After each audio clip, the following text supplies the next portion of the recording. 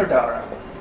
Yeah. Up until the 30th of September 1957, you had a very interesting job until that day when they suddenly made you redundant. What was that great job you had? I was working on the railway, started in 1944 as an engine cleaner. After about 3 years I was appointed a fireman, and I found that a very interesting job. We travelled from Enniskillen to Strabane or Londonderry to Bundoran or to Dundalk, and it was varied in that we sometimes would be with passenger trains, sometimes with a goods train. I enjoyed it, but there were days when the work was hard, engine was difficult to get steam enough, but it was a good time. When you started in Enniskillen Shed, the foreman was a man called Boland. I believe he was a very strict boss. Yes, he was a strict boss, but he was a good boss. He was fair, and if one did their work as they should, there were no problems. But on the other hand, he ensured that everybody did what they were employed to do. I believe too that he was very fussy about the cleanliness of locomotives allocated to Enniskillen. Is that right? That is right. When compared with other depots, Enniskillen engines were kept very clean. The wheels, the boiler, the motion and all had to be cleaned. What did they have to clean the locomotives with in those days? We used a diesel oil, mostly in rags.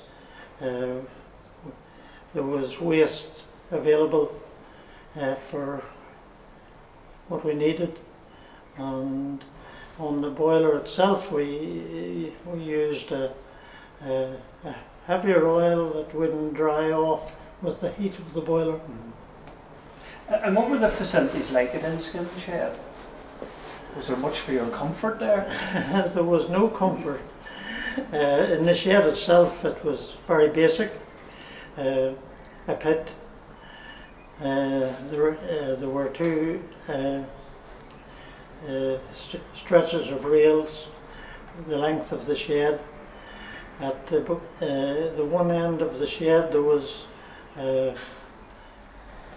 facilities for drying sand, because sometimes we needed sand on the engine, particularly in the autumn when there were leaves were falling. The rails would get covered with leaves, or the sap from the leaves, and would spin. Of all the lines that you drove on from Enniskillen, which would have been the most difficult in the terms of the banks or gradients you had to go up? Which was the worst climb? Enniskillen to Dundalk would have been the worst. This was the longest length that we did. There was quite a steep bank up to Lisbalaw, and on the other side of Clones, from Clones to Newbliss, it was very steep. In fact, Clones to Newbliss, whenever we'd be approaching the station, you wouldn't shut off the steam until you got to the end of the platform, and by the time you were at the other end, it stopped. There was such a gradient at that particular point. Of all your driving turns, what would your favourite have been? Which journey would you have liked best? Well, the Bundoran line probably would have been best for scenery. We drove alongside the lakes for miles, and there was also over the river sometimes see Yes. fishermen. Well, on any of those journeys, you would have had to exchange the staff quite often at stations. Was that a difficult process, the staff exchange? It would depend on the speed that the driver was driving at. No, I wouldn't say it was difficult. Well, in your days as fireman, you you would have had to do the staff exchange. Yes, with that's the right. signalman. Did you ever miss or not? I did miss Well, what happened if you maybe missed the once or exchange? twice, but you had if we were stopping at the station, that was fine. You went back and got the stop. If you still had to stop, really. Mhm. If you missed the stop and go back and get it, it maybe had fallen on the track, or maybe the signalman would by that time have picked it up. But we needed the staff. Yes. You wouldn't go from one section to the next without without it, a no. staff. It always amazed me at how people managed to drive at night, given the sort of lighting that was available in locomotives. I mean, people don't appreciate that all you had was paraffin lamps. You'd only one or two lamps in the front of the locomotive to give you light, particularly on a goods train at night. How did you see anything? I mean, obviously you saw a signal with the red or green light. Yeah. Well, a driver would have learned the signals and would know the distance from one station to the next. He would watch out for the signals, of course, and well, if there was moonlight, we had enough light, but we didn't depend on that, really. We could cope with it, no problem. Well, at times was it not hard to know where you were at night? If you weren't near a station and therefore near signals? No, generally you wouldn't know. The only time there might be difficulty would be if there was fog. If there was fog, you would have difficulty seeing the countryside around you. Difficulty picking out the lights on the signals approaching the station. Apart from that, you had no difficulty, really. Well, I know you had great comradeship in Enniskillen, and particularly I know on the last day your partner was Billy Hawthorne as fireman that day on that last train to Omagh. Yeah. What would you say about your comrades, the people you worked with? How did you find them all? There was a good relationship with the other staff.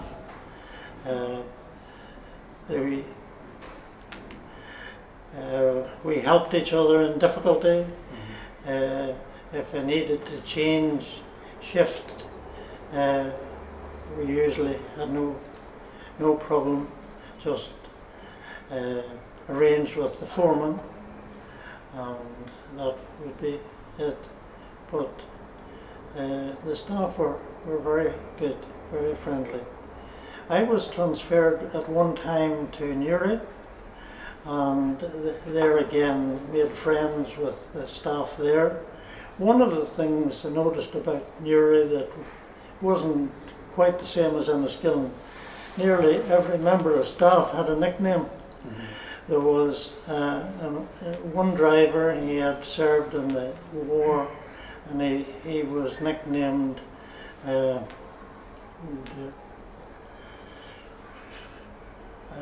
after one of the battles during the war. Mm-hmm. Another was the dozer Dozer Kane, and every Well, Enniskillen had a few nicknames. I mean, there was Bertie Rankin, who was a driver, but everybody obviously didn't have a nickname. no, there were a few nicknames in Enniskillen, really, but in Uri it happened to be that maybe some a smart guy put the names on at one time or another. I'd say so. Yes. Well, as you know, today we're here in Downpatrick for the opening of a former Bundoran Junction cabin. Yeah. What are your feelings about being reunited, as it were, with the Bundoran Junction cabin after all these years? Well, it certainly brought back memories. It was good to meet some chaps who had worked with, but I remember that particular cabin was on the north side of Bundoran Junction. It was only used for trains or engines that were going around the loop. There was a loop at Bundoran Junction. Yes, Bundoran had a triangle. A triangular loop. Layout, yeah. And there was one man that we used to often see. He had been in the First World War. He had been shell-shocked. He was living on his own in a little house in the bog, just a short distance behind that cabin. And he would often come out and shout. I don't know what he shouted, but we couldn't hear him for the distance. But he used to come out and shout. And the poor man never recovered from his injuries in the First World War. So that Bundoran Junction cabin, it was only used when a train was travelling directly, say, from the Omagh line to Bundoran without heading to Enniskillen, obviously. Yes. Yeah. So you're very impressed with the work Downpatrick have done on the cabin? Yes. Very much so. There are more levers in it now, I think, than There would have been then, yes. Then, but yes. You remember when we visited the cabin in, I think it was 2003, at that time it was in Ballymallard. It had been rescued from Bundoran Junction, but was lying in somebody's garden or orchard. Right. And what were your feelings about it then at that stage? Well, I think I wasn't with the group We on not that with it at that particular stage? day. Ah, No, right. I wasn't. No, we didn't think it would Hadn't come seen it. the distance it has. I didn't, no. So I think with that, Okay. Arthur, we'll say cheerio. Well, thank you very much, and I have enjoyed this visit, and it's good to see the work that is done here in this. Yes, it's very impressive. Really Indeed. first-class skilled work. Indeed. And Victor Coalter. Now, you spent a long time working on the railways. Yes. Tell us a bit about your career. How did you start in the railways? Well, I started when, first of all, I started off farming, I left school, and then I went to the railways. And what year roughly would that have been? After the war? Oh, it was sure, yes, definitely. Not the first war, no. Oh, No, no. Right after the war. We got to then about the 50s? It would have been, yes. Early Because 50s. the railway closed in 1957. That's I right. think. So, But, right. Anyway, we got you there. Yeah. So, right. What did you join up with we're in the, on the railway? I was in the cleaner in the sheds. Right. We was. Oh, same as Arthur started. Yes. Would Arthur have been ahead of you Oh, he would, yes. He was He was. driving to, you know, when by the time you started? Yeah. Right. He was. So you had to work under Billy Boland as well? Yes, definitely was, yes. Was he as bad as they said? No, definitely, I got on well with him, so I did. Because I said he was very strict. I was strict, but he was good at his job, he was. Yeah. I got on very well with him. Right. He made me promise to go to Belfast when it was closed. Mm-hmm. But And I did didn't. you? No, Right. didn't go to it. So you didn't listen to him? No, no. Did you ever do as you were told? So, right. So, Billy had you working cleaning. Yes. Was it difficult as a job, being an engine cleaner? Dirty job, I It know. was dirty, but You got on well, you know, there was a lot of lads there and there was good cracking, you know. And How many cleaners would there have been roughly? that time half there was dozen? half a dozen, yes, Right, would surely. And Can you name any of them? well, there was Johnny Stafford and there was your father, Louis Creighton was there, and Billy Hawthorne was there. Right, yes, because Billy went on Yes. to be Arthur's That's fireman right, yes, he on the was last there, day. yes. That's right. Yeah. So that's I knew Billy quite well, but Did you? of course he died there Yes. a year or two ago. Well, he was quite a lively character, Oh, he Billy. was indeed, sure. But then his father had worked on the railway. He as did, well. surely he did indeed. Did you have any other relatives on the railway? Well, I had a brother who worked on it away earlier than that, you know, before me. Right. We What did he do? He was in the shed too. Oh, right, Yeah. right. And another brother of mine painted on the railway. Mhm. When you were cleaning on the shed, were the locomotives cleaned outside the shed or in? Inside. Always inside? Always inside, Right. yes. So at least you had some shelter? Yes, certainly. Right. So I used to go there and help the fitters there too. Mm-hmm. I did. Well, was that officially or unofficially? No, there's a boss used to send me to help them. Right. Uh-huh. And in the firebox, you had to squeeze in through into the firebox to get these fire bricks in. Well, you should be, I mean, you were thin, So so it would have been thin that day. you wouldn't have had any problem. No, How did a stouter man do? So, he was young getting it out of it. I'd say, yeah. Well, how long did you stay as a fireman? Or as a cleaner, sorry? I was there for a few years before I got fireman. So I was. But I enjoyed it. I did. Who did you fire to mostly? Well, I was with Gussie Kelly and different ones, you know, and Jimmy Armstrong was with me the last trail. Right. And then Was there a big difference in the drivers you were with, in the way they treated you? oh, no, not really. They all got on well. I did, wasn't it? Well, was firing a locomotive hard physical work? Actually moving the coal? That was a tough enough job, it was. Mm-hmm. Yeah, definitely. You had to keep going at it. Right. Well, which of the lines did you prefer working on? Like the Bundoran line? I liked Omagh, or- Bundoran there, I Right. did. It was nice down there. Was that because of the end journey? Yeah. Getting to Bundoran now? Well, then, at the end of it? when I was in the shed, I was sent down to Bundoran, the steam raise down there. Right. There was an engine down in Bundoran, you had to light it up in the morning, get it Right. up and steam and all. Well, that meant you had to stay I stayed there for overnight. Bundoran, yes. Where did you stay overnight? I stopped in a fireman's place, a cord they called it. Right. Stopped in it, and then I stopped in bars. and Well, did the stuff. railway pay for that? I did, yeah. Right. Yeah. So didn't send you to the Great Northern Hotel, no? No, that was too No, I dear. had a feeling they didn't. So, right. So you enjoyed your fire. Was most of your firing on goods trains, passengers, or I was, there used to be cattle trains down to Derry, there were in Mm-hmm. them, right? and into Omagh there was, and into Bundoran too. Well, were they difficult to work with the weight and not to mention the smell? Oh, it's not too bad, you know, Mhm. not so bad. Right. But it wasn't. What about working at night? I was asking Arthur. I mean, on the railways in those days, it was all powerful lamps, Yeah. so you wouldn't have much visibility up the Oh, line. there was very little of those. So how did you know where you were or what was happening? Well, it wasn't, you know, a station you knew all the, you know. But there's a lot of line between stations. So, I mean, if something appeared in the track, would you have seen it? Well, you wouldn't really, no. So did you ever run over an Well, animal or cows? Well, I remember now, in Enniskillen now, I was on night walk there one time, and the shunting engine, the carriages at night there, and you know, on a meal and stuff in them. Mm-hmm. I shunted the wagon away down Bekirn Bridge, and I forgot to lift it again. Mm-hmm. Right. So the train went out the next morning and hit it, and it bursted the whole thing just. Right. I did. Didn't derail the train? No, no. What? The wagon wasn't the better? It What was was not, yeah. Uh-huh. I know. You know. Yeah. Well, did you ever get driving yourself then? Oh, yeah, I used to drive, sure, I did, you know, odd times, I did. I did.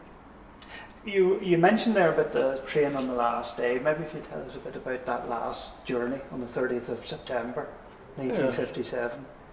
Well, You with Dougie Armstrong, did you say? Jimmy Armstrong. Oh, Jimmy Armstrong. Yes, Jimmy. Right, because there was the two Armstrongs. Yeah, were that on was the railway, Dougie, so yes, Dougie. in case everybody's wondering why I got that mixed up. The two brothers worked Yeah. on the railway. Both them there too. They are, Yeah. indeed. So anyway, what was that journey like? It was great up, you know, the slowness and back again. It was Right. great. That wasn't a 640, was it that? Aye, up to yes, it was. Right. And down then at night again. Right. And the crowds at the station all come down. It was going.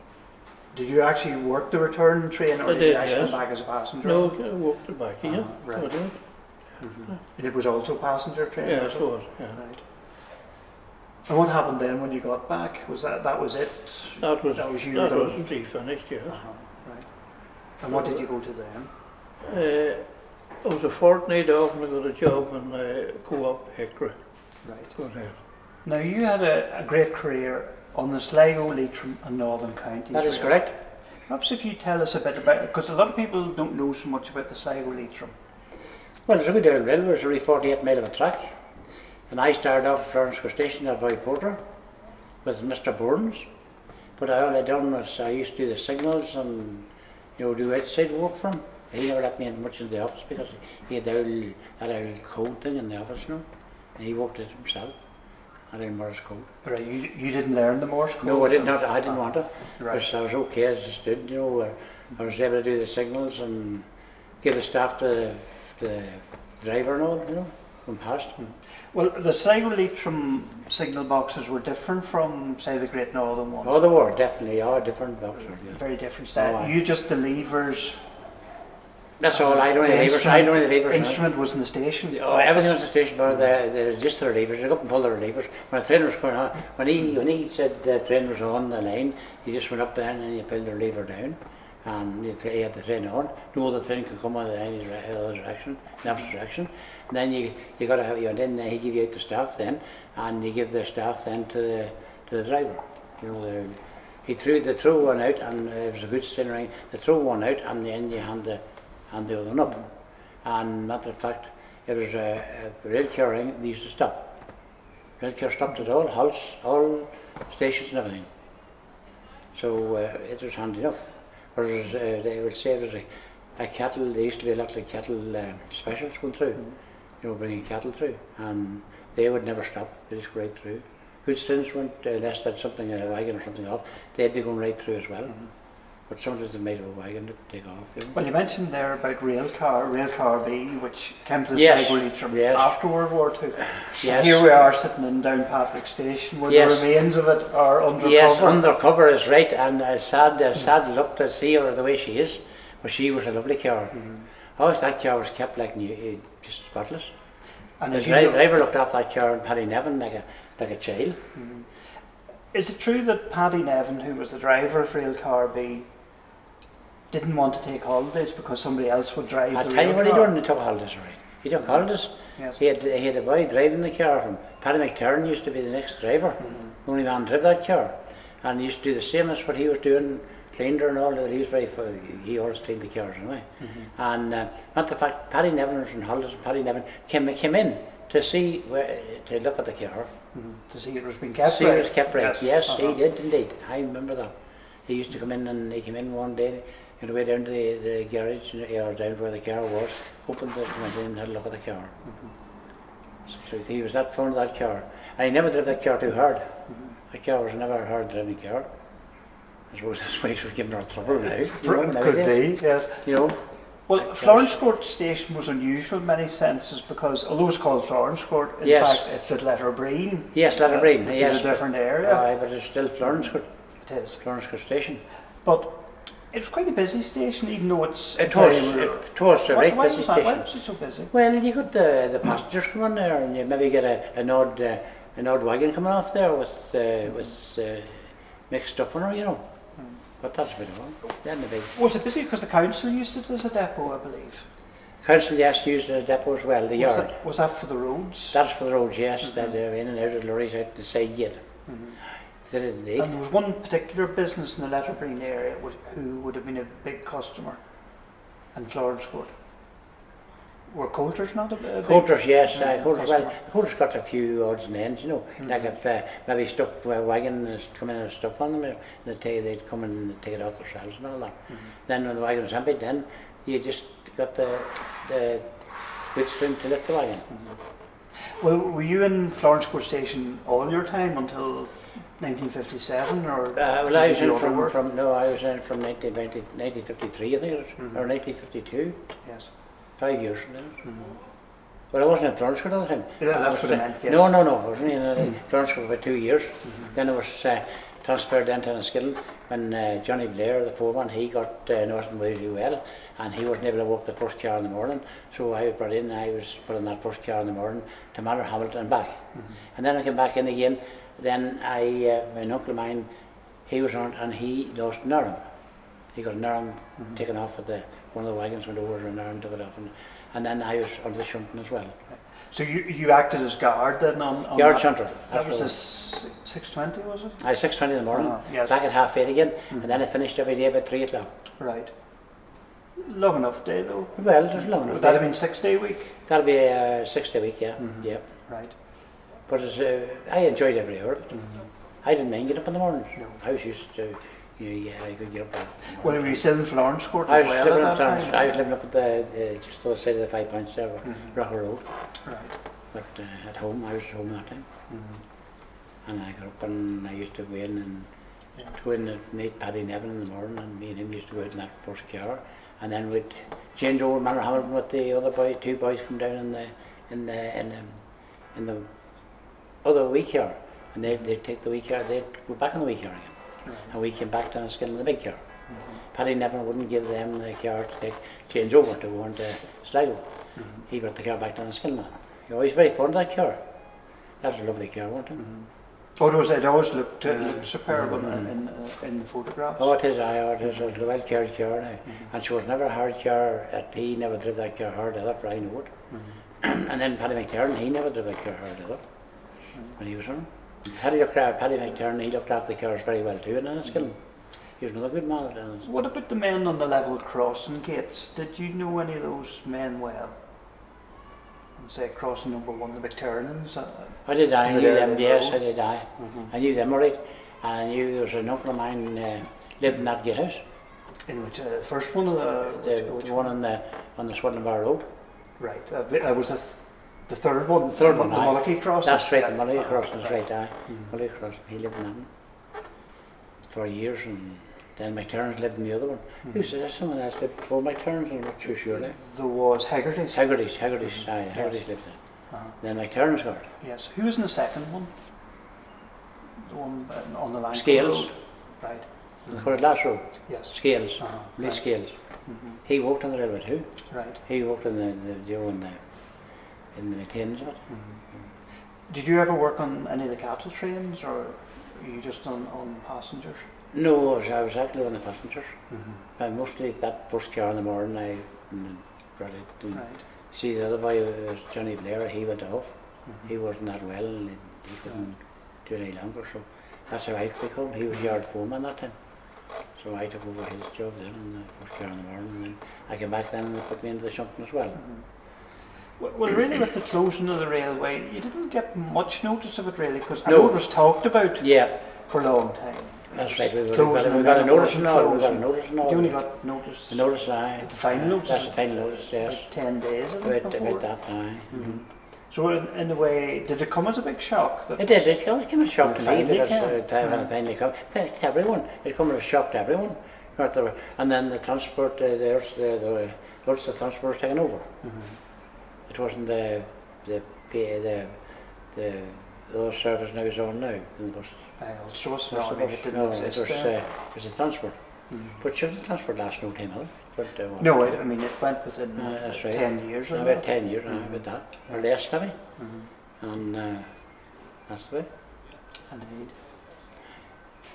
I was some works on the bus there. But otherwise. What about in a time after the railway closed? Did you go to the auction? No, There was I an didn't, auction no. about a year later. There was, you yes, didn't but I go know to I didn't go to it, no. yeah. No, there was an auction surely. And I don't know who got all the bits and pieces there was, you know. I don't know how long, you know, the old man Burns, he retired that time and he died shortly after that too. Right. Well, who took over after him? you know, did he die soon after No, you started? no. I think he was there till close, as far as I know. Oh, was he? Oh, right. He was, I yes. thought he had given up I before don't it know. closed. No. Right. There used to be Jackie Bell used to come out and relieve him, you know, when he Right, went yes. off Rhine there. Did he go to Strabane after that? Who? That man Bell? He did. I think he did. He did. Yes. He went to somewhere else. He went somewhere else after that. Oh, he was well educated man. You know. Uh-huh. A good man, so it, Jackie. Right. He used to come out and do the relief there, you know, Mm-hmm. and Nailbourne's wanted off. Nailbourne's never went off that often, you know. Yes. There's no man. He just that's his life, just in the station, you know. Mm-hmm. Well, tell us a bit about that last day, the 30th of September 1957, your last turn on the railway. Well, the last turn on the rail, I just went in that morning as usual and worked that last car out to Manor. Was that still the early morning? Still the early morning one, and I came back then and had 8:30 with her, and of course Paddy Neville, he just cleaned up the car and put her back in the garage and everything, you know, clean, which was spotless, that car, the garage spotless. Even though Ewan's was kept very well too, in Enniskillen. So when they come down there, they were always washed and cleaned well, you know, and looked after. And that was it? I don't That know was the where end of the where railway? them wee cars went to.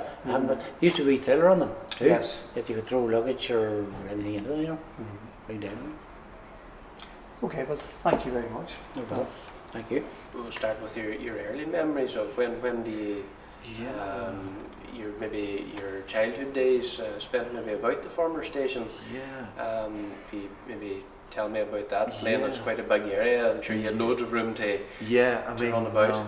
I was probably about 8 or 9 years of age when we moved into this old railway station, and it was a very magical place. I mean, it would have been about 1972, so it would have been closed about 15 years ago, and the platforms were had been planted, hadn't they, with little fir trees, which were quite small at the time, so you could sort of see everything, and they were wide enough to actually, it was sort of like a triangle, wasn't it? It was a loop line that ran round, so it was a full circuit, and you could actually drive a car round it. And but over the years, then these trees grew up really, really tall. And they're 50 or 60 feet tall now, so you can't get anywhere near them. No, you can't move anywhere. But I think we were always sort of finding bits and pieces, like old bits of crockery. Some of them had would have had the old railway GNRI logo on it or something, or bottles and bits and pieces, and there was like a sort of living history as well, because the woman who was called Marion Gray, who used to work as a barmaid in the station, she was living in the house across the road, and she was always very full of stories and characters, and loved to, whenever anyone came to the house who wanted to sort of talk about their railway memories, and there was quite a procession of people used to come, then that would always be a big topic of conversation. Yeah. But it was just so much. I mean, I think it's how much great land is it? It's about It's 7 acres or so. 7 acres of land. When I tell anyone in London, we're all living in these little cramped houses, and you can't swing a cat, and I tell them that I grew up in 7 acres of land, you wouldn't believe all that space, and all the trees that there were to climb, and ropes and swings, and it was always great fun whenever our friends came up, and we just played these games in the woods, and all the various outhouses. All these houses as well that you fixed up. I mean, I was a lot older, so I was already in college in Dublin by the time we moved in there, but in holiday periods I'd be back. Yeah. And they trying to the old waiting room, for instance, they were still standing at that stage and refelting the roof of that, and one of the signal boxes that would have been Bundoran Junction West, which was the only one that was actually left on the property. So the Bundoran Junction West, that would have been the one beyond the bridge, through the bridge, or was it the No, one? that it was on the other line, the one that went towards Pettigo, and Oh yes, yeah. So and So just opposite that, there was a pool that originally, when the railway opened there, was the base of the turntable for turning the engines. And then after, I don't know, it was 10 years or thereabouts, they built the loop line so that it was then triangular. Originally it was sort of 2 lines coming in and just one going out. Yeah, because they could turn the trains then for... Yeah, but then they made the loop line so all the lines were connected, so they could turn the engines without having to twist them around. Very good, very good. So our dad had this thing about swimming pools, and he'd already dug his own swimming pool at the previous house where we lived, and so he tried. I think he tried to drain. He wanted us to try and dredge the pool but the more stuff we took out, the more just fell into the banks. No, but he made this this sort of a raft out of old oil drums, and we used to sort of paddle around. It was, although it was quite small, it felt like a pretty huge lake when you were quite small. So we were able to sort of have a lot of fun on this, where this turntable used to be. Fantastic. Which was just overlooking the signal box. But it was just great for sort of cycling around, he's like speeding around the old platforms on bikes and things, and all these outhouses, they're all like the signal box that got done up, and it had a trap door, and you could jump down into this hay beneath it, and it was just wild, and we had about 12 cats, didn't we, living there, and half of them were sort of semi-feral, but it was just a great place to be, Great memories. Great memories, really, maybe didn't appreciate it at the time, but it was just unbelievable. And what have you thought of today, coming back up, seeing the the Bundoran Junction North signal cabin and the condition it's done now? I mean, they did a really good job on it. It looks a lot smaller than the one we had, which is now completely fallen apart. But I think that was because our one there was nothing around it, whereas that one, in its original site, the cutting was up behind it, and here with the platform around it, you only see the top story. You don't see the basement where all the workings of the levers are. But they've done a magnificent job in restoring it.